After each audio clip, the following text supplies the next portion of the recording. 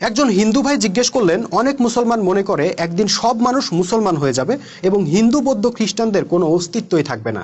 আসলে কি তাই? আমি তাকে বললাম, ভাই আসল ঘটনাটা শোনেন। আপনারা পৃথিবীতে হাজার হাজার দল মত ধর্ম দেখেন না? আল্লাহর কাছে কিন্তু দল এতগুলা না, তার কাছে দল মাত্র দুইটা। একটা হইল ধর্মের দল, আরেকটা হইল অধর্মের দল। এই ধর্মের দলকে ইসলামে বলা হয় মোমেন, আর অধর্মের দলকে বলা হয় কাফের।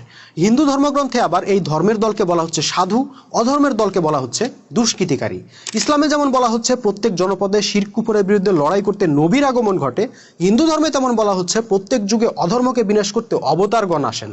অর্থাৎ মূল কথা হইল, যুগে যুগে যত নবী রসুল অবতারগণ আসছেন তারা ধর্মকে প্রতিষ্ঠা করছেন আর অধর্মকে বিনাশ করছেন, ভালোকে প্রতিষ্ঠা করছেন, মন্দকে ধ্বংস করছেন। ঠিক এই ঘটনাটাই আবারও ঘটবে, তবে এবার ঘটবে সারা পৃথিবীতে।